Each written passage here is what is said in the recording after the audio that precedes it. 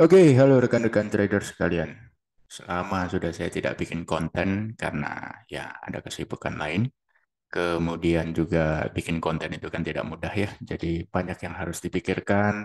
Dan daripada saya bikin konten yang isinya cuman menyanggah kata-kata konten kreator lain atau menjelek-jelekan konten kreator lain. Seperti itu ya kan. Ibaratnya cuman karena salah satuan mata uang saja menjadi masalah besar, jadilah konten, kan begitu ya. Enggak, saya nggak mau begitu. Ngapain ya? Janganlah.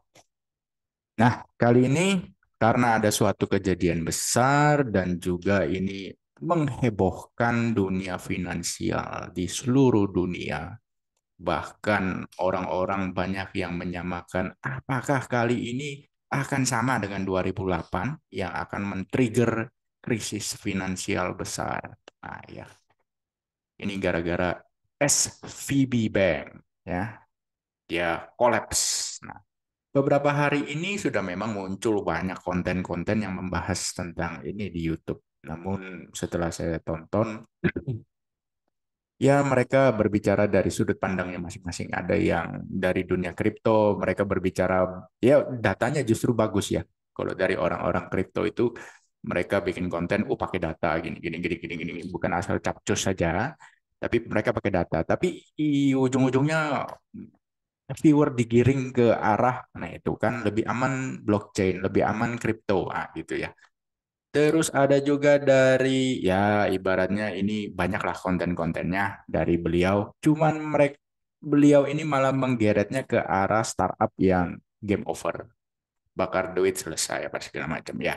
Masing-masing punya sudut pandang sendiri-sendiri terhadap case satu ini yang mana mungkin mereka akan bawa ke profesi mereka masing-masing ya seperti itu. Nah, saya bikin konten ini mencoba untuk se-fair mungkin berdasarkan data-data yang saya terima. Ya, tapi karena saya bukan konten kreator seperti mereka-mereka itu di mana videonya bisa dibikin, oh ada visual ini enggak.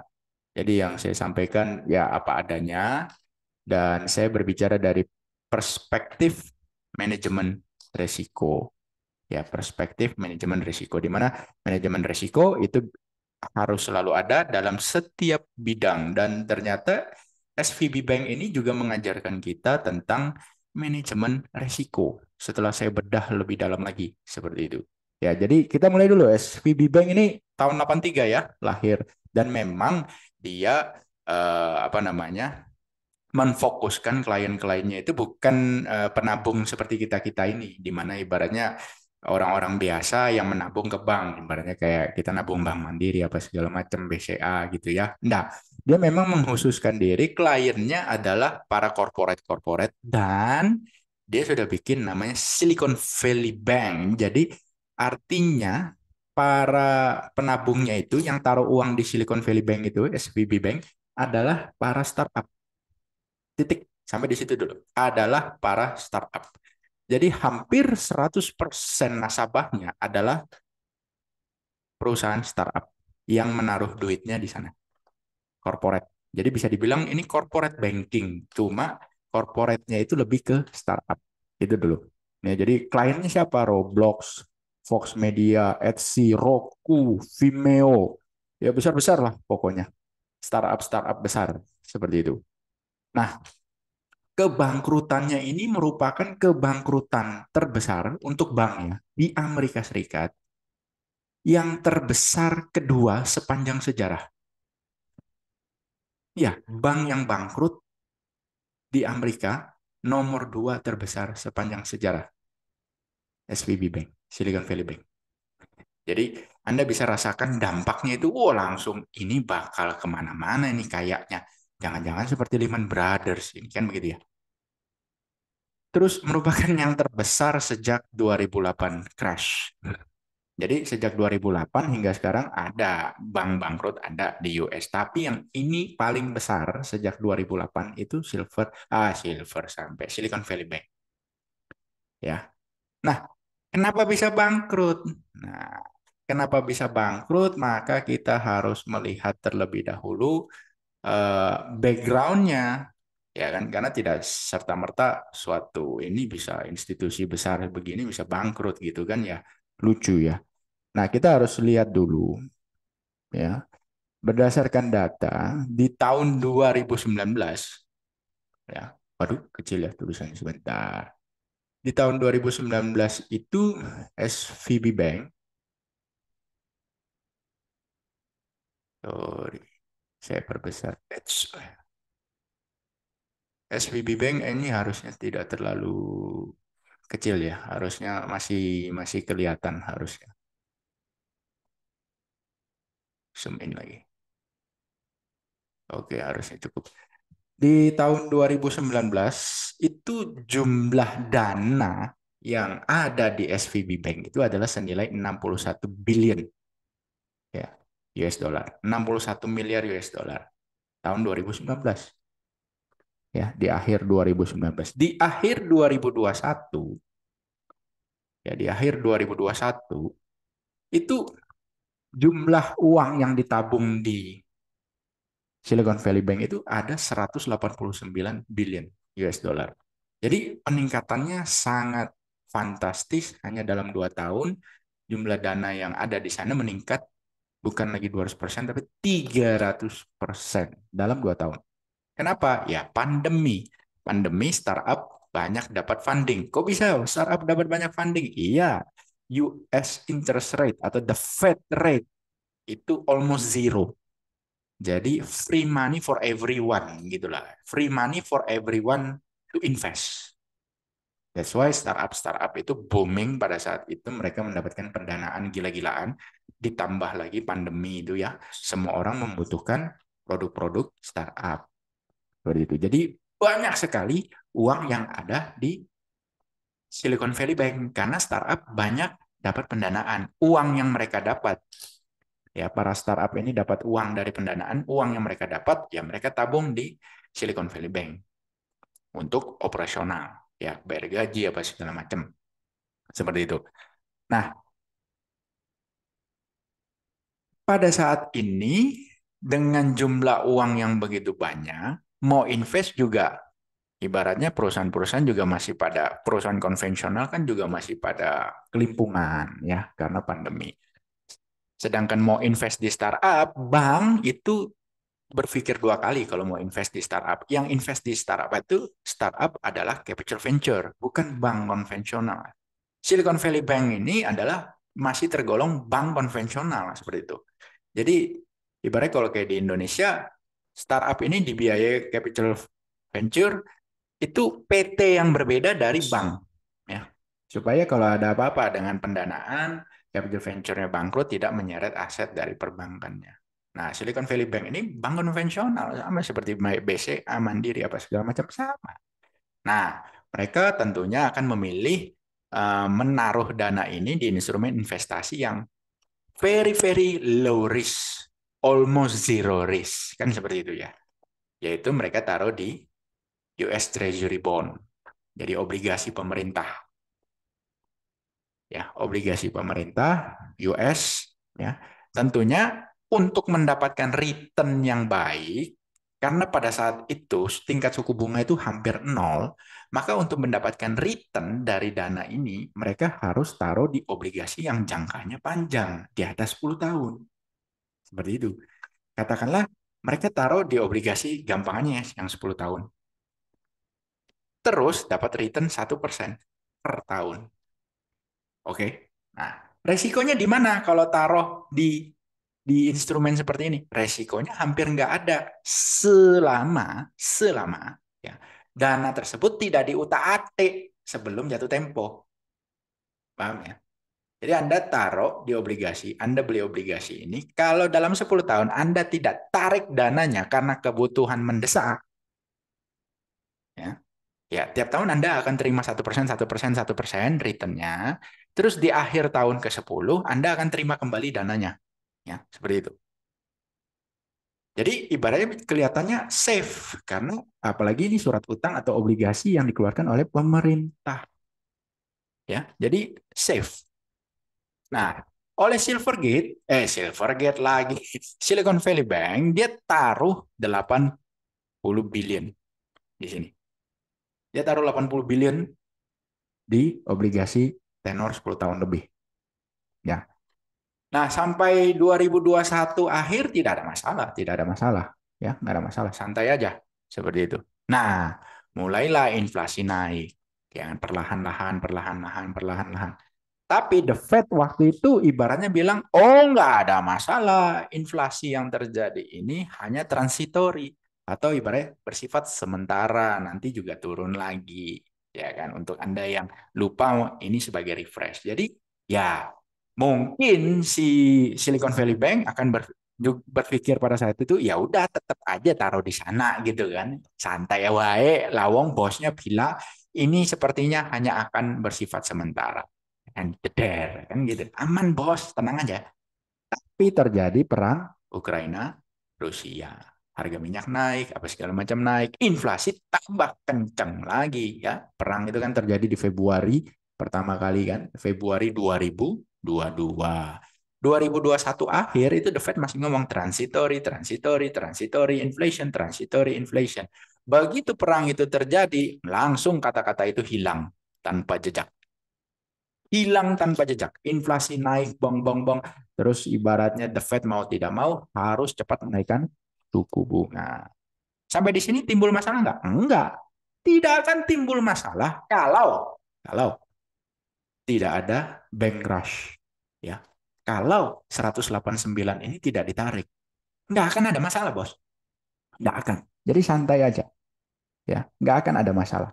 Nah, timbul masalah adalah ketika suku bunga ini naik begitu cepat. Ini adalah kenaikan tercepat sepanjang sejarah loh. Kenaikan suku bunga The Fed. Sehingga apa yang terjadi? Seperti yang Anda tahu, startup tumbang. Kenapa startup tumbang? Ya karena tidak mendapatkan pendanaan baru. Kenapa tidak mendapatkan pendanaan baru? Karena venture capital untuk minjam uang sekarang cost of fundingnya mahal. 5%, 4%, ya kan? Seperti itu. Sedangkan tahun 2020 itu almost zero. Ibaratnya hampir nggak ada cost untuk meminjam uang. Sedangkan sekarang 4%, 5%. Jadi stoplah aliran dana ke startup. Ya, Anda sudah tahu lah cerita-cerita startup itu seperti apa. Bahkan sekarang Shopee, Tokopedia pun gratis ongkirnya sudah berkurang, promo-promonya juga berkurang, kan seperti itu. Nah, otomatis apa yang terjadi? Para startup ini mulai memerlukan dana yang mereka sudah tabung selama ini untuk kebutuhan operasional seperti bayar gaji, administrasi, apa segala macam. Jadi yang terjadi adalah bukannya jumlah penabung ini bertambah banyak, ya, tidak, tidak bertambah banyak, tapi di akhir 2022 jumlah uang yang ada di tangannya Silicon Valley Bank itu hanya sisa 173 billion ya, akhir 2022. Nah, sebenarnya pada saat ini sudah merupakan warning bagi manajemen daripada Silicon Valley Bank. Ibaratnya kalau kata Bill Ackman ini ya, Anda searching aja ya, Bill Ackman. Ini dibilang baby Warren Buffett, bukan anaknya Warren Buffett, bukan, tapi baby Warren Buffett. Ini seorang investor juga, ya kan? Ya, kalau saya bilang dia pinter lah. Ya. Cuma belum bisa disandingkan dengan Warren Buffett, masih jauh, Pak. Kalau kata Bill Ackman, apa yang dilakukan oleh SVB ini, Silicon Valley Bank ini sangat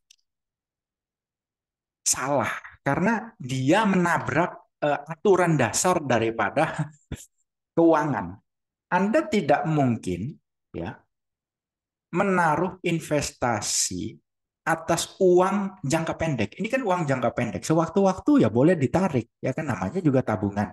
Anda tidak boleh menaruh ke dalam investasi jangka panjang atas uang jangka pendek. Ini kan jangka panjang investasinya, 10 tahun tenornya. Sedangkan ini uang jangka pendek semua, sewaktu-waktu mereka bisa tarik.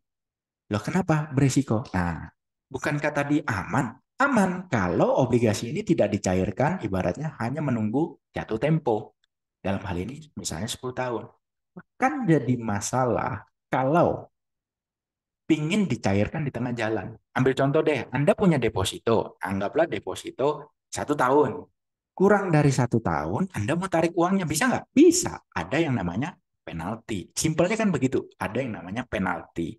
Cuma kalau di obligasi, nilai daripada obligasinya itu bisa ditradingkan, Pak. Bisa naik turun harganya. Ya, kalau nilainya sama dengan harga pembelian adalah at par. Kan seperti itu. 1 banding 1 lah, simpelnya begitu. Nah, harga ini bisa turun, bukan bunganya yang turun ya, bukan bunganya fix 1% per tahun dalam contoh kali ini 1% per tahun itu fix tiap tahun 1%, 1%, satu itu bunganya tidak naik turun. Yang naik turun adalah nilai daripada obligasinya. Loh, kenapa bisa naik turun? Nah, di sini yang tidak dijelaskan oleh banyak konten-konten di luar sana ya, karena mungkin mereka takut videonya kepanjangan. Kalau saya sih ya udahlah, kalau videonya kepanjangan kan Anda tinggal nonton dengan speed 1,5 kali lipat kan gitu, simple ya. Nah, nilai obligasi ini bisa naik turun. Nilai obligasi akan turun ya, nilainya akan turun jika suku bunga dari pemerintah dalam hal ini the Fed ya, suku bunga dari pemerintah dalam hal ini the Fed naik. Tuh, kok nilai obligasinya malah turun kalau suku bunganya naik? Simpelnya begini, Bos. Siapa lagi yang mau beli dengan tenor 1% kalau yang sekarang aja kita bisa siapa yang mau beli obligasi yang lama ini? Ini kan ceritanya obligasi yang lama nih. Bunganya 1% per tahun. Siapa yang mau beli kalau sekarang itu 1,5%, Pak. Obligasi yang bisa Anda beli sekarang di market, ya, itu nilai bunganya 1,5% per tahun. Terus siapa yang mau beli ini? Ini kan bunganya cuma 1%. Nah, gitu kan. Otomatis nilai obligasinya turun. Seperti itu. Nilai obligasinya turun. Ya. Turunnya berapa banyak? Nah, ya tergantung harga pasar. Bisa aja turun, misalnya nilai parnya menjadi 99, otomatis kan turun 1%. Kan seperti itu. Lah, kalau suku bunga The Fed-nya naik terus, naik terus, naik terus, dan sekarang suku bunganya adalah 5%, Anda bisa bayangkan yang lama ini nilai obligasinya turun berapa persen. Begitu. Ya. Nilai obligasi lama bisa naik kalau suku bunga pemerintah dalam hal ini the Fed, kalau di Indonesia kan suku bunga BI ya, BI 7 days repo rate turun. Misalnya suku bunga yang sekarang ini dari the Fed hanya 0,5%. Siapa yang mau beli obligasi baru? Ngapain? Aku lebih baik beli yang obligasi lama dong. Yang ini kan bunganya 1% per tahun. Yang baru mah cuma 0,5%. Maka yang lama ini nilai obligasinya akan naik. Ibaratnya Anda punya 10 miliar, Anda mau beli obligasi ini. Oh, mohon maaf, harganya bukan 10 miliar. Tapi misalnya 10 miliar 500 juta. Nah, gitu. Bunganya 1% tetap, 1% per tahun. Tapi dana yang dibutuhkan untuk membeli obligasi ini naik lebih banyak. Ya, bukan lagi 10 miliar. Kalau 10 miliar at par itu nilai nilai nilai rata, nilai nilai modal. Tapi karena suku bunga negara turun, maka obligasi yang lama ini menjadi lebih bernilai daripada obligasi yang baru. Otomatis Anda belinya kalau dulu nilainya 10 miliar, sekarang nggak bisa beli dengan nilai 10 miliar. 10 miliar 500 juta misalnya. Gitu ya. Nah, dalam hal ini yang kejadiannya adalah terbalik di mana suku bunga pemerintah, the Fed itu naik, naik, naik, naik dan naik. Alhasil nilai obligasi lama ini turun, turun, turun dan turun. Siapa yang mau beli? Oh, bunga yang lama 1%, yang baru loh sekarang 4%, 5%. Ngapain beli yang lama? Maka kalau mau dicairkan harga pasarnya anjlok. Pasti dong.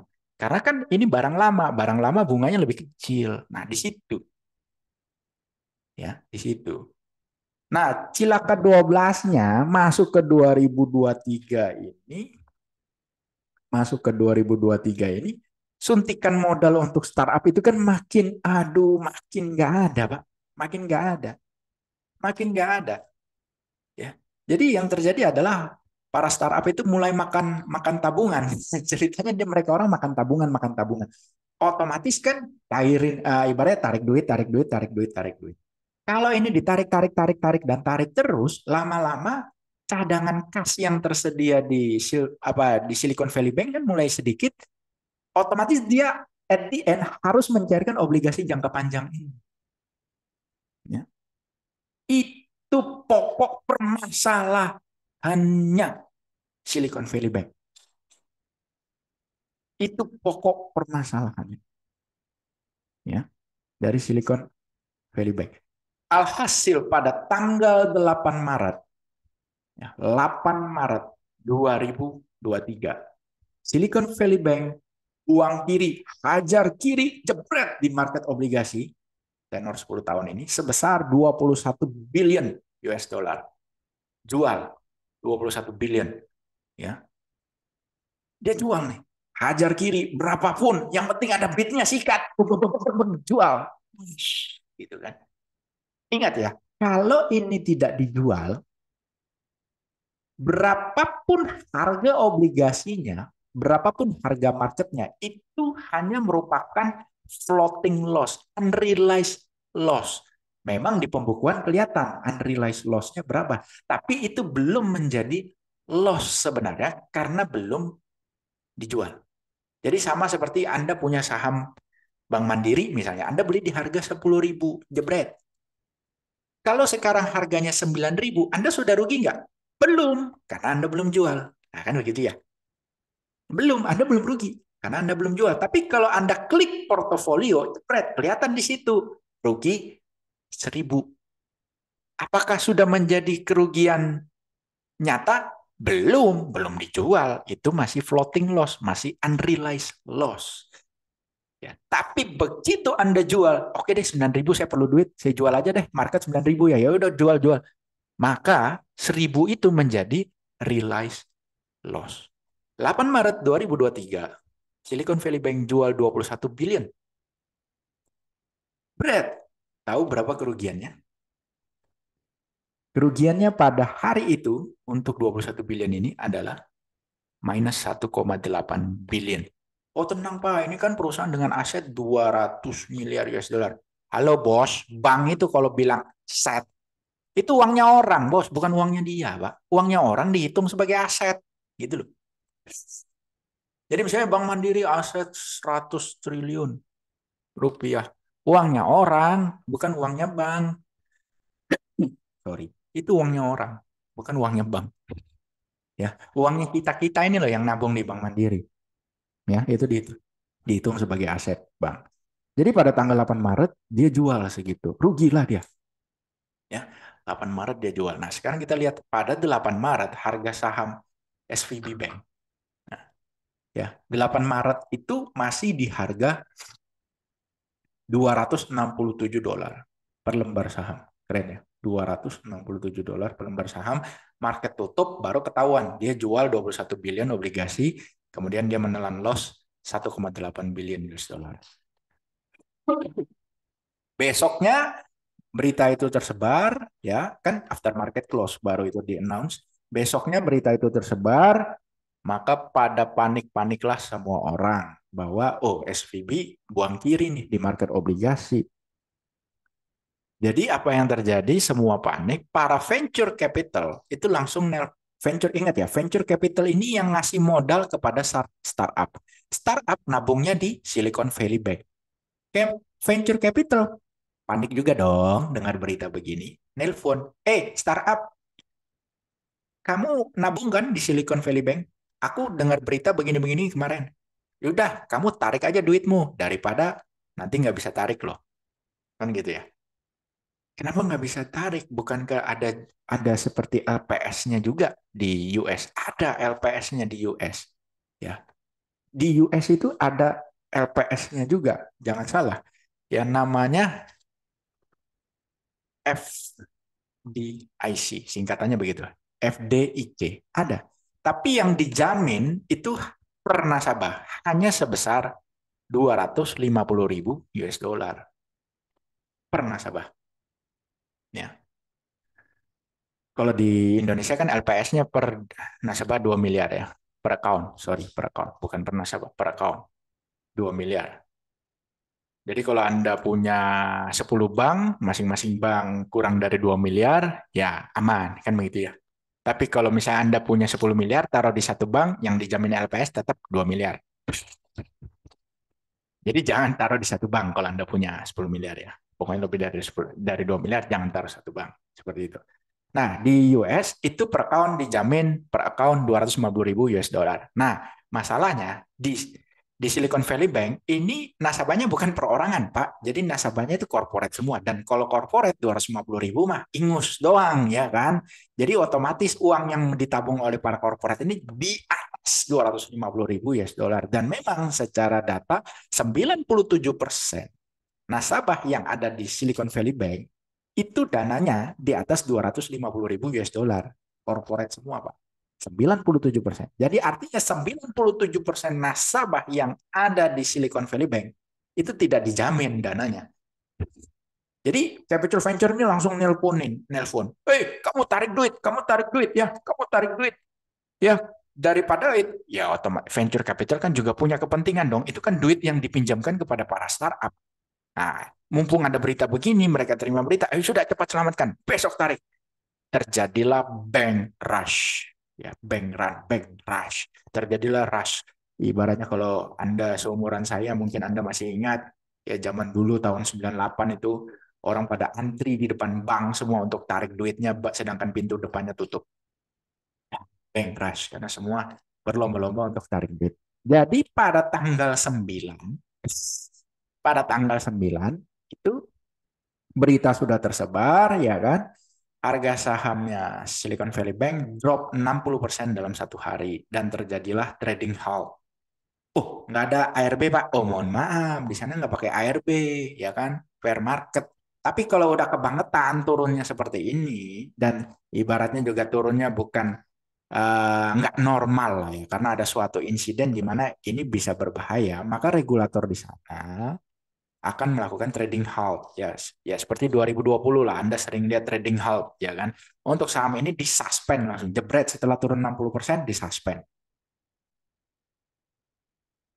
At the end of the day muncul berita di announce bahwa pada hari itu terjadi penarikan ya. Jadi para corporate ini narik duit sebesar 42 billion US dollar. Narik duit ya.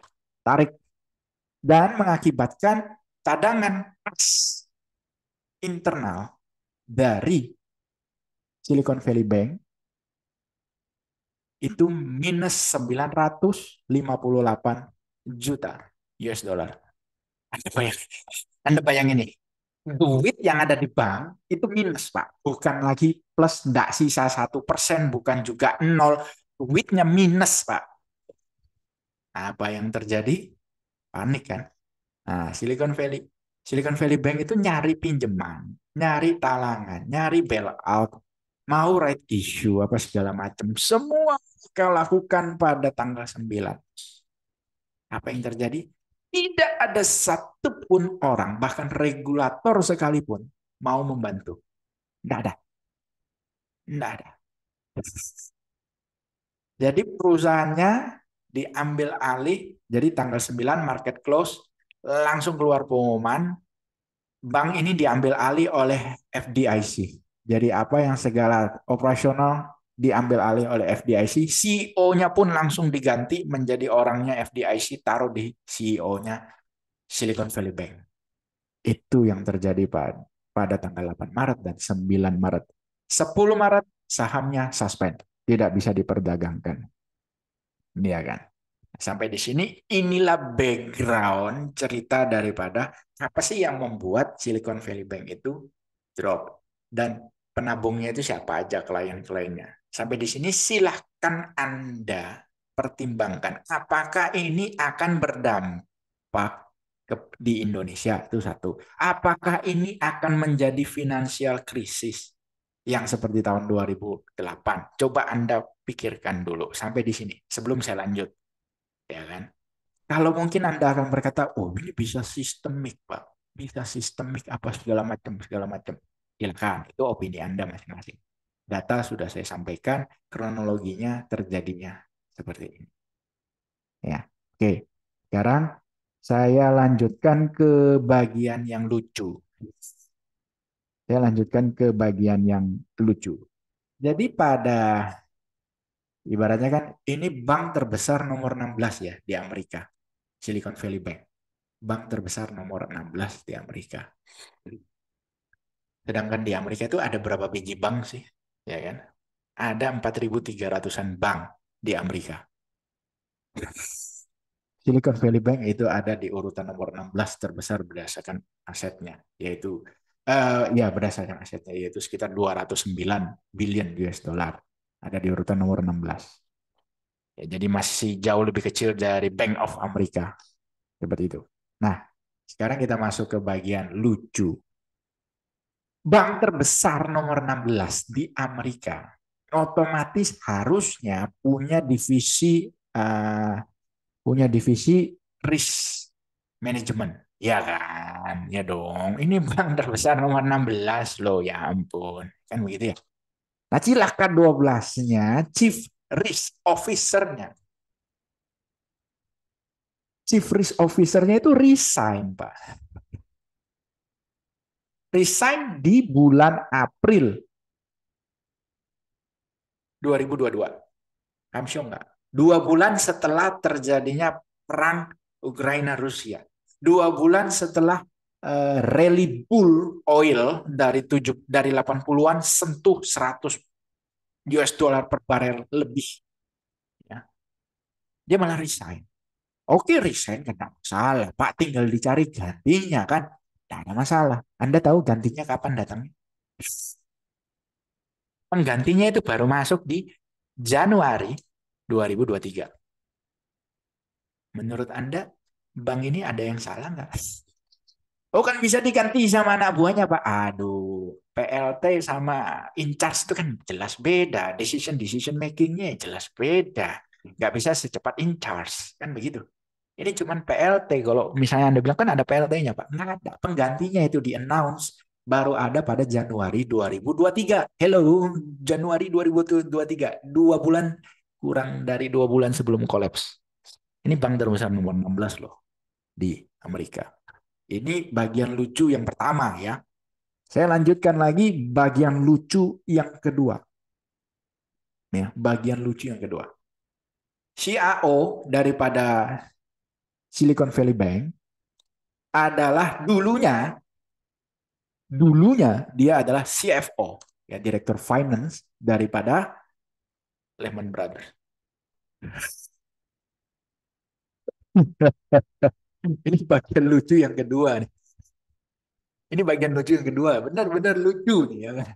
Udah tahu orang itu bermasalah masih juga dipakai ya kan. Aduh ya ampun kan gitu ya. Bagian lucunya sudah sampai sini? Enggak, lanjut lagi ada. Jadi the Fed itu pusat ada, daerah ada. Sama lah kayak kayak di Indonesia ya. Ada OJK pusat, ada OJK di daerah. Nah, the Fed di daerah khususnya di San Francisco ya, Silicon Valley kan. Itu kan setiap daerah itu kan juga pasti ada board of director-nya lah, pemangku-pemangku kebijakannya. Nah, salah satu board of director daripada the Fed di San Francisco, ya, the Fed di San Francisco, salah satu board of director-nya adalah CEO dari SVB Bank.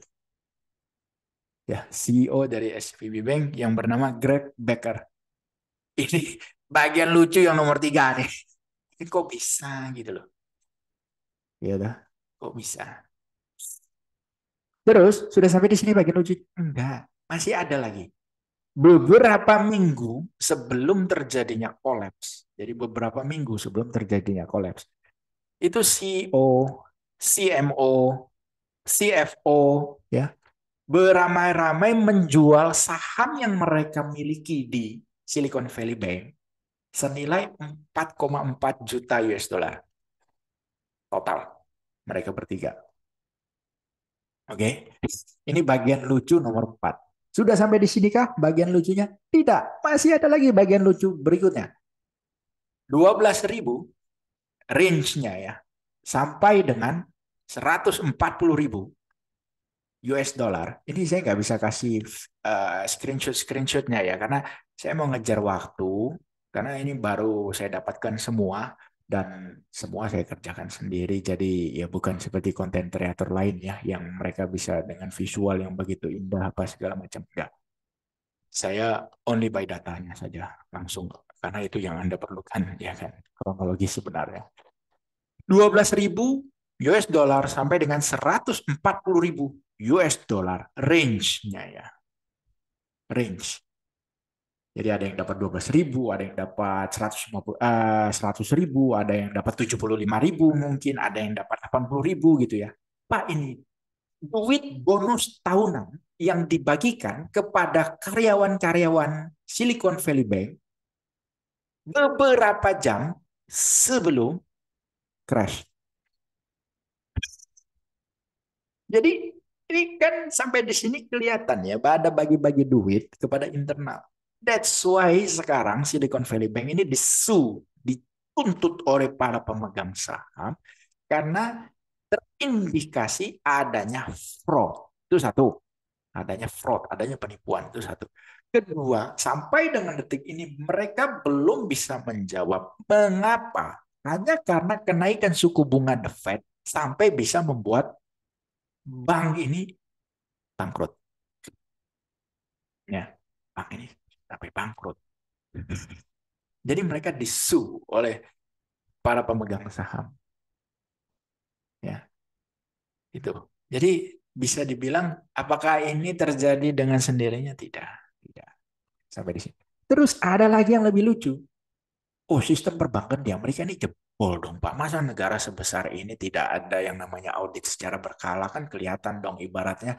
Kalau ambil contoh deh, CRO nih, bagian risk manajemennya resign 8 bulan, oh bukan 8 bulan, ya sekitar 8 bulan kosong. Masa nggak ditegur kan begitu ya? Terus ibaratnya tiap bulan itu diversifikasi investasi dari bank ini masa tidak dikontrol, tidak dimonitoring. Kan kalau bank-bank di Indonesia laporan Pak tiap bulan. Nah, sejak 2008, peraturan-peraturan untuk perbankan itu sudah dibuat sedemikian baiknya untuk mencegah hal-hal yang tidak diinginkan terjadi sejak 2008. Itu betul-betul diperkuat oleh aturan-aturan yang cilaka 12-nya tahun 2015. Greg Baker ini melobi salah satu senator di Amerika Serikat agar ada satu aturan itu dikeluarkan dari peraturan yang sudah disahkan pada tahun 2009. Aturan apa itu? Jadi kalau di Indonesia itu kan ada tuh laporan tiap bulan kepada BI, ibaratnya rasio kecukupan modal, ya kan, rasio kecukupan modal, kemudian juga ada laporan bank ini investasinya kemana, aset-asetnya di mana aja, tiap bulan kan ada.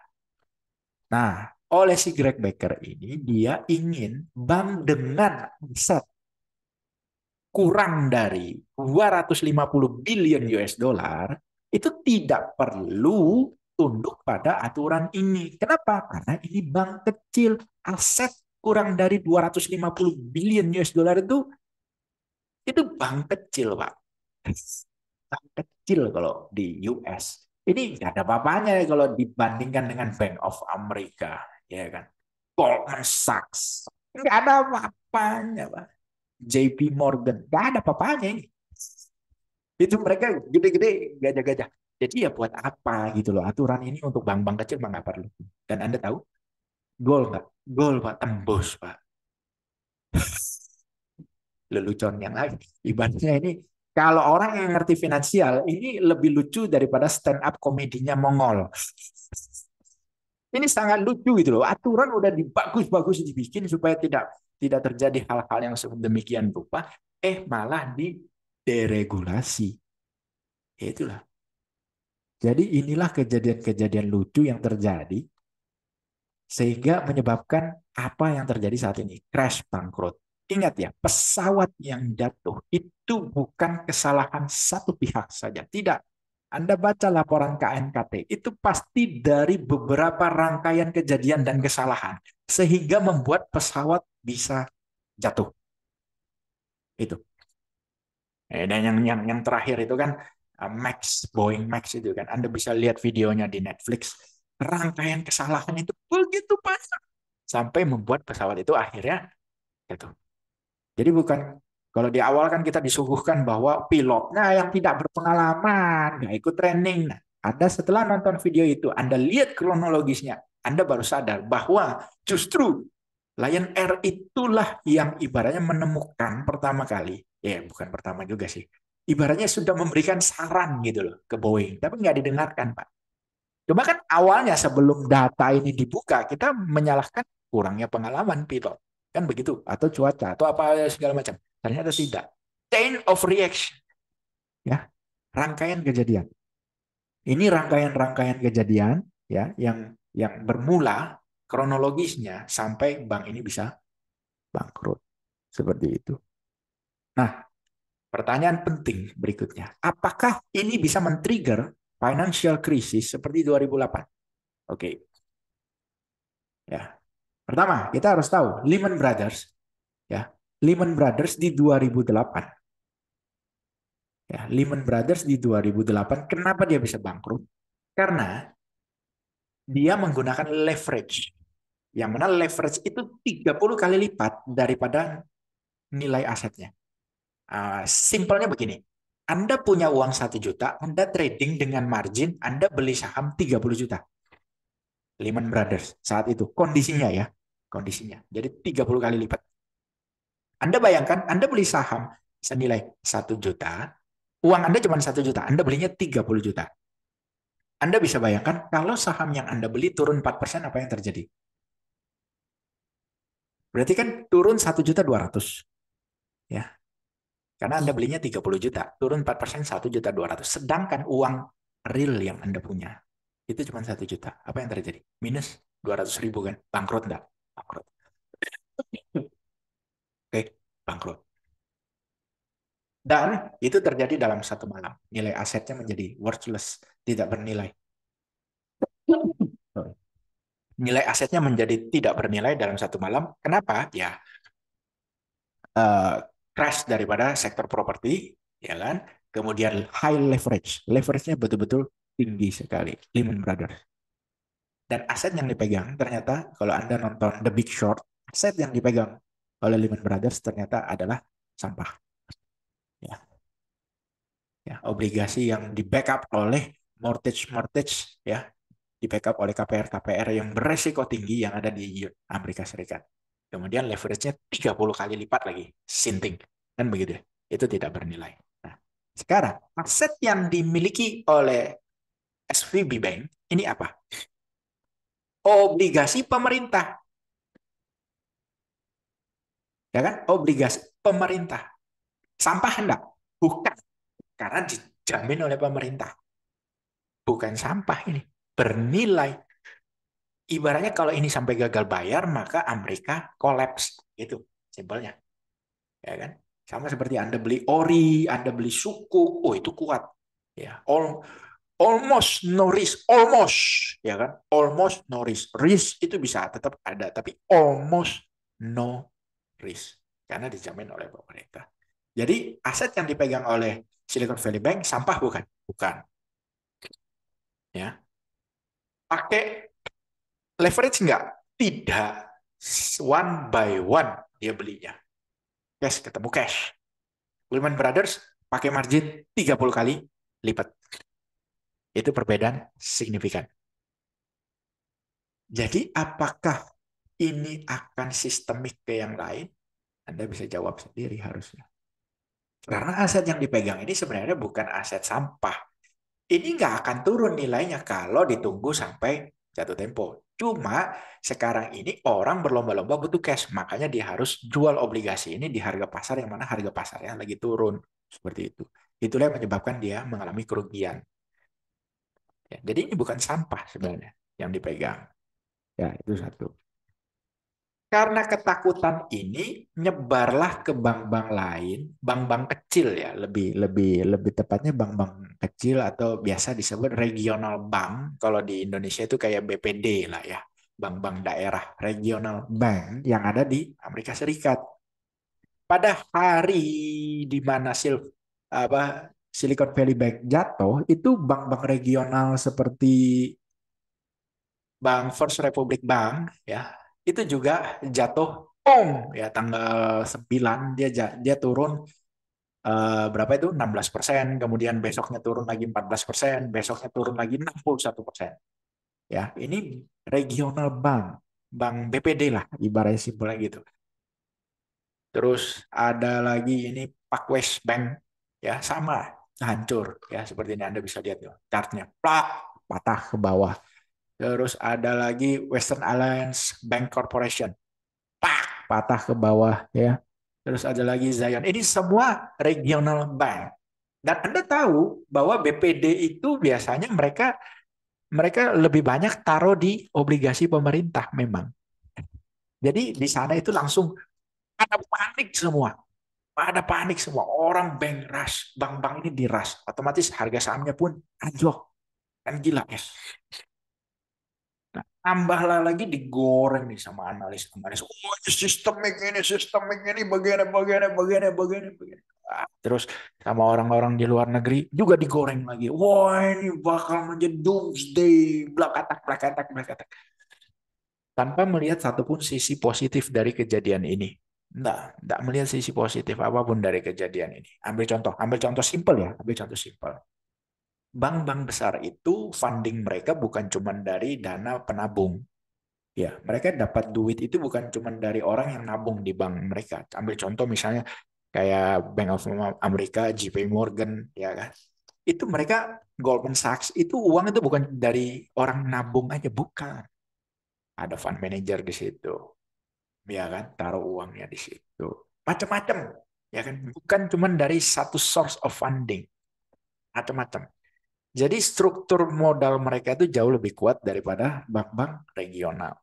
Apa yang terjadi kalau Anda dalam situasi ini berada di Amerika Serikat, uang Anda ada di regional bank? Apa yang terjadi?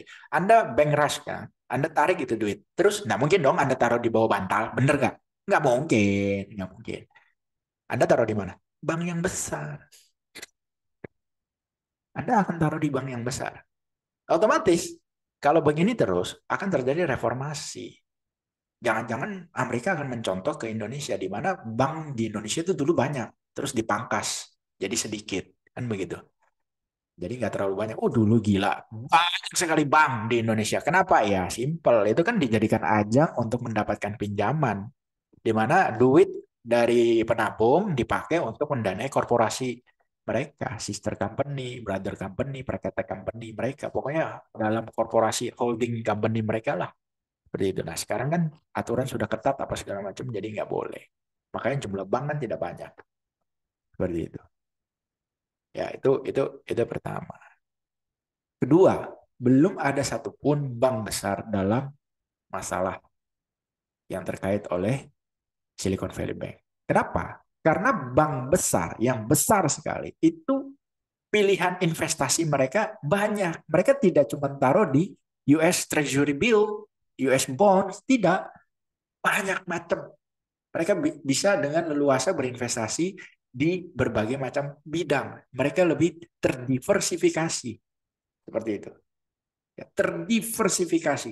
Kalau Anda lihat Silicon Valley Bank, diversifikasi nggak? Enggak. Itulah sebabnya kenapa saya selalu bilang, trading itu jangan terlalu ibaratnya all in, atau satu portofolio isinya cuma dua. Lu sinting apa? Ya kan? Itu terlalu fokus, kalau ada apa-apa, hanguslah dana Anda. Ya. Terus ambil contoh reksadana di Indonesia. Satu reksadana itu tidak boleh membeli satu saham dengan nilai lebih besar dari 10% total dana reksadana tersebut. Jadi ambil contoh gini, total dana kelolaan 10 triliun. Beli Astra nggak boleh 1 triliun, Pak. Nggak boleh. Nggak boleh lebih dari 1 triliun. Nggak boleh. Maksimal 1 triliun. Maksimal 10% dari total dana yang dikelola. Oh, tidak boleh lebih besar dari 5% jumlah saham beredar.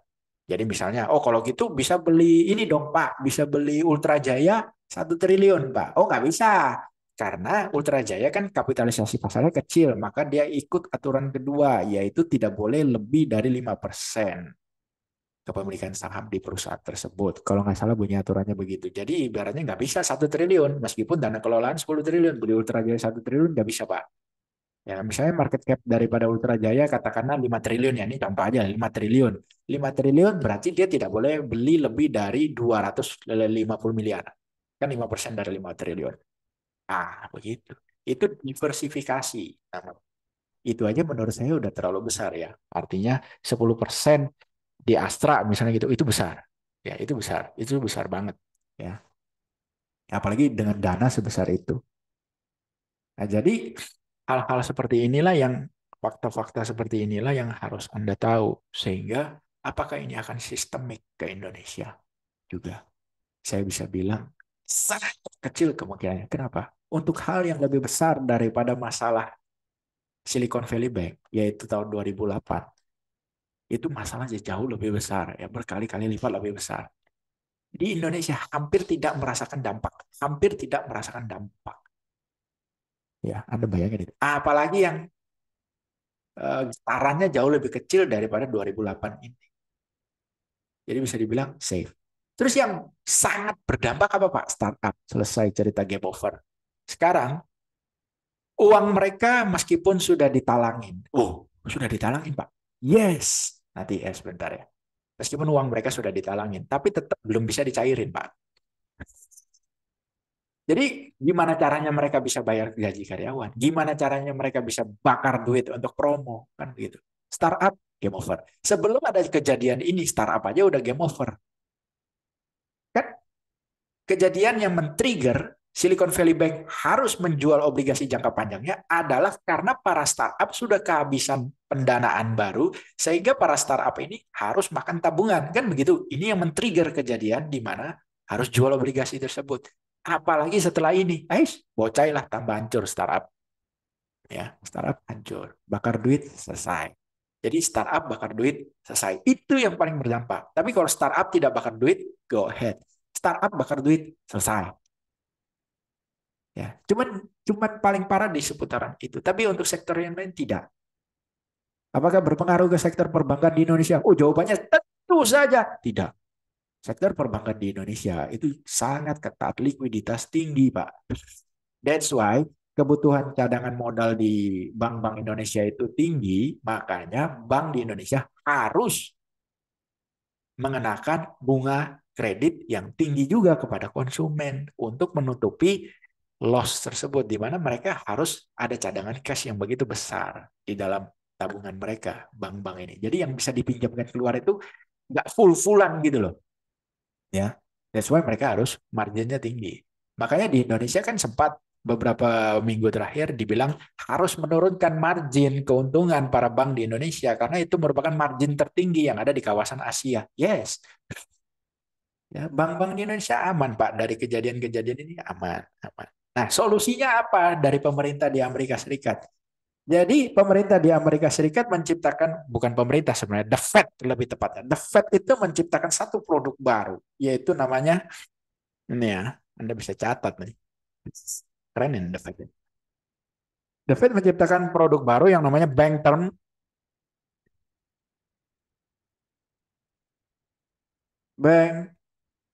Funding Program. Intinya begini, kalau ada bank dalam pengawasan, seperti Silicon Valley Bank, dalam pengawasan misalnya ke depan ini pasti pasti 250 miliar ke bawah juga akan dimonitoring lah. Kalau ada bank bermasalah seperti ini, di mana bermasalahnya permasalahannya spesifik, di mana portofolio mereka ada sebagian besar itu membeli obligasi pemerintah Amerika ya dengan tenor yang jangka panjang dan nilainya sedang turun, maka ya, jadi ada dua syarat ya dalam pengawasan ya. Pengawasan kenapa? Syarat kedua, punya portofolio yang dominan di US Treasury Bill atau ibaratnya long term bonds-nya Amerika, masif seperti itu berbanding portofolio yang lain, maka the Fed akan membeli kembali obligasi tersebut. Jadi ibaratnya standby buyer lah ya. Dari bank-bank tersebut, dia akan menjadi standby buyer, di mana harganya adalah bukan harga pasar, melainkan harga modal. Jadi kamu sudah pasti tidak rugi. Hal yang terjadi pada Silicon Valley Bank tidak akan terjadi lagi di kemudian hari. The Fed menjadi bandar yang baik, menjadi sinterklas, di mana kalau kamu jual di market, kamu rugi. Kamu jual sama saya, kamu jual modal, kamu nggak rugi. Itu sama dengan menyuntikkan likuiditas kepada bank-bank yang sedang mengalami masalah seperti Silicon Valley Bank. Banyak nggak bank-bank yang sedang bermasalah seperti Silicon Valley Bank? Saya perlihatkan kepada Anda ya. Ini gambar ya. Sampai dengan tahun 2022 akhir. Sampai dengan tahun 2022 akhir. Total floating loss dari obligasi jangka panjang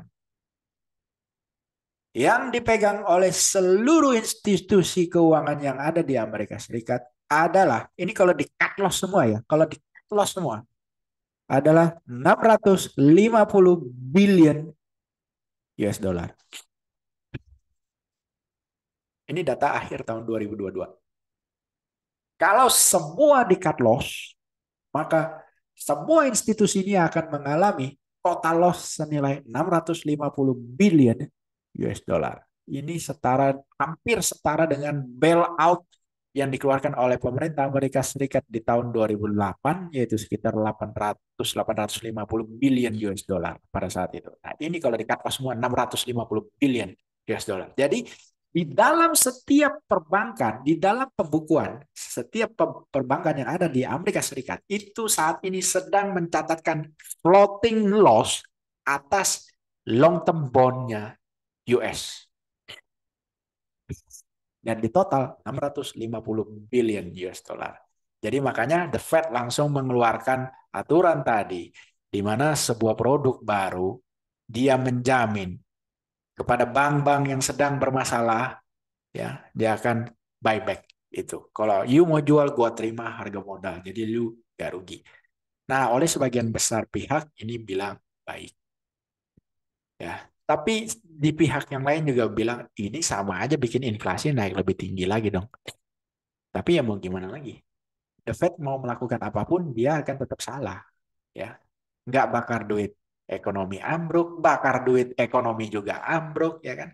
Nggak naikin bunga inflasi naik, naikin bunga ekonomi ambruk, serba salah, Pak. Ini kepalanya The Fed pusing 7 keliling.